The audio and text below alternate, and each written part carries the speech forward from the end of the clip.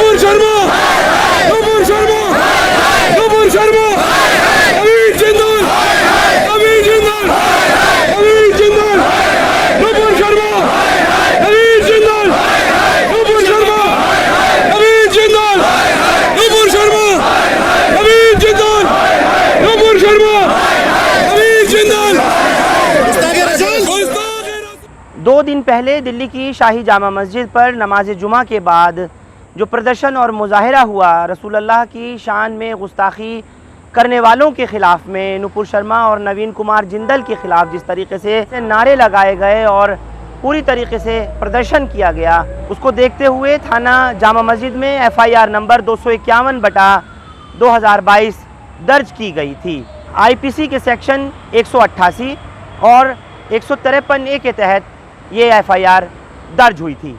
इस मामले में सेंट्रल डिस्ट्रिक्ट की DCP श्वेता चौहान की तरफ से जो जानकारी प्राप्त हुई है, उन्होंने बताया है कि 2 लोग अब तक गिरफ्तार किए जा चुके हैं। इसमें कटरा गोकुल शाह जामा मस्जिद के इलाके का ही रहने वाला मोहम्मद नदीम और दूसरा गली शंकर वाली तुर्कमान गेट का रहने वाला लगभग 37 साल का मोहम्मद फ़हीम गिरफ्तार किया गया है।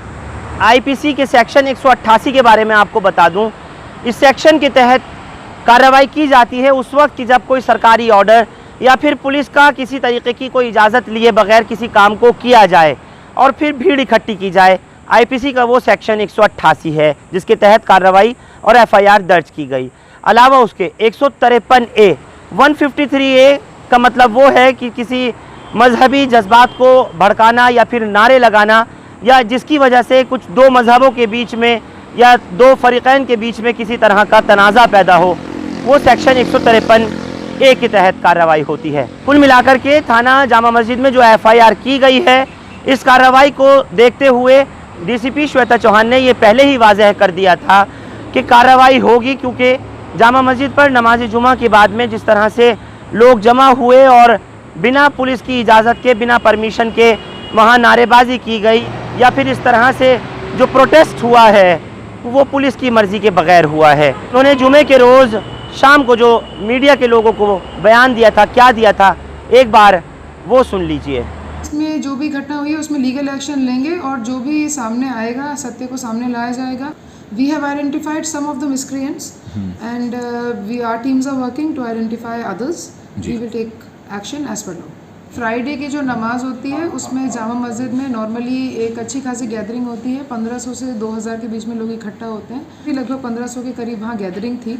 जब नमाज शांतिपूर्वक ख़त्म हो गई उसके बाद कुछ लोग मस्जिद के बाहर आए और बाहर आके उन्होंने प्लेकार्ड्स दिखाने शुरू किए और नारेबाजी की। 100-150 के लगभग इनका नंबर था। फिर कुछ और लोग इनमें आके मिले और एक समय लगभग 300 के लगभग गैदरिंग हो गई थी। क्योंकि पुलिस की डिप्लॉयमेंट हमेशा ही रहती है फ्राइडे नमाज के समय, और इस बार भी थी पुलिस की डिप्लॉयमेंट, और हम लोग हर कंटिजेंसी के लिए, इमरजेंसी के लिए तैयार रहते हैं। इनको तुरंत वहाँ से तितर-बितर किया गया। 10 से 15 मिनट के अंदर, विदिन 10 to 15 मिनट्स सारी भीड़ को वहाँ से हटा दिया गया था और यातायात को चालू कर दिया गया था। और मेरी आपसे ये अपील है कि आप ट्विटर पे या व्हाट्सएप पे चलते हैं, इनको वेरीफाई करके ही आगे भेजें। कभी कभी इस तरह से गलत अफवाहें जो हैं इधर उधर फैलती हैं। शांति को बनाए रखें, पुलिस का सहयोग करें, क्योंकि आपका और हमारा पर्पस ये है कि देश में अमन और शांति का माहौल। इसमें जो भी घटना हुई है उसमें लीगल एक्शन लेंगे और जो भी सामने आएगा सत्य को सामने लाया जाएगा। We have identified some of the miscreants and our teams are working to identify others. We will take action as well. तो सुना आपने, DCP ने साफ कर दिया था 2 दिन पहले ही कि इस मामले को दर्ज करके कार्रवाई शुरू कर दी गई है। उन्होंने ये भी कहा था कि इस सिलसिले में जो लोग आइडेंटिफाई होंगे उनकी गिरफ्तारियां अमल में लाई जाएंगी। अलावा उसके जो एक बहुत अहम और महत्वपूर्ण बात है वो ये कि अभी इस मामले की इन्वेस्टिगेशन जारी है। जो प्रेस को जारी की गई विज्ञप्ति है, यानी जो प्रेस रिलीज़ है, उसमें साफ तौर पर लिखा है कि अभी जांच जारी है। अलावा उसके जो सूत्रों के हवाले से खबर आ रही है वो यही कि अभी एक पूरी लंबी चौड़ी लिस्ट तैयार की गई है जिसके तहत गिरफ्तारियां अमल में लाई जाएंगी। इसके अलावा पुलिस ने साफ कह दिया है कि जब तक इस तरह का कोई भी धरना या प्रदर्शन बिना किसी इजाज़त और परमिशन के होगा तो ऐसे करने वालों के ख़िलाफ़ सख्त से सख्त कानूनी कार्रवाई की जाएगी और सख्ती से निपटा जाएगा। हालांकि नदीम और फ़हीम की जो गिरफ्तारी हुई है, जांच अभी जारी है।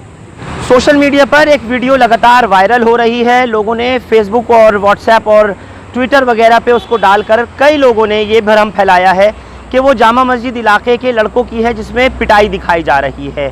मैं आपको बताना चाहता हूँ ये वीडियो उत्तर प्रदेश के सहारनपुर इलाके की है, जहाँ जुमे की नमाज के बाद प्रदर्शन हुआ था, जिसके बाद कुछ लोगों को गिरफ्तार किया गया था।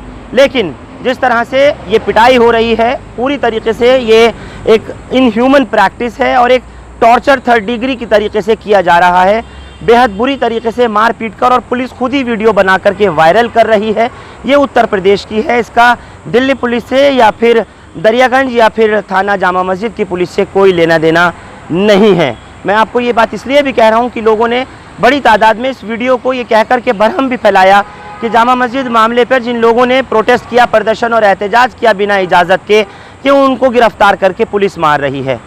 पीटने वाली दिल्ली पुलिस नहीं है, ये पीटने वाली मारने वाली यूपी पुलिस है, जिसकी हताशा और निराशा साफ नज़र आ रही है। जिस तरीके से इन लड़कों की पिटाई की जा रही है और उनके ऊपर बर्बरता से पूरी तरीके से डंडे लाठी बरसाए जा रहे हैं। बहरहाल इस मामले पर भी क्या कोई कार्रवाई होगी या नहीं, ये देखने वाली बात होगी। लेकिन पूरी तरीके से अपना भ्रम बिठाने के लिए और ये समाज के अंदर एक मैसेज भेजने के लिए पुलिस ने ही बैरिक में से इन लड़कों को पीटते हुए इस वीडियो को वायरल किया। यूपी पुलिस की कार्यशैली पर और उनके किरदार पर सवाल खड़े करती है। आखिर ये किस तरह की इनह्यूमन प्रैक्टिस है जिसको किया जा रहा है और ताबड़तोड़ समुदाय विशेष के लड़कों के ऊपर की जो प्रदर्शन कर रहे थे उनको ला करके मारा जा रहा है।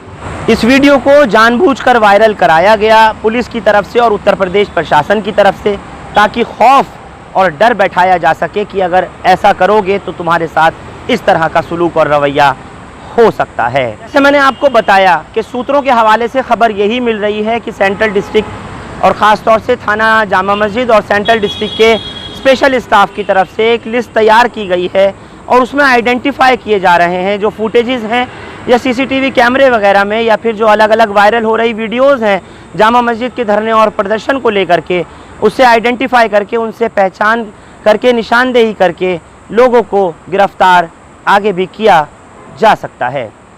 आप लोग हमारे साथ इस खास खबर पर जुड़े, आप सबका शुक्रिया। हिंदुस्तान लाइव फरहान याहिया यूट्यूब पर सब्सक्राइब कर सकते हैं और क्लिक कर सकते हैं बेल आइकन हमारी खबर की पहली नोटिफिकेशन के लिए। फेसबुक पर हमारा page Hindustan Live Farhan Yahiya follow और लाइक कर सकते हैं। बहुत बहुत शुक्रिया साथ जुड़ने के लिए। Thank you for now.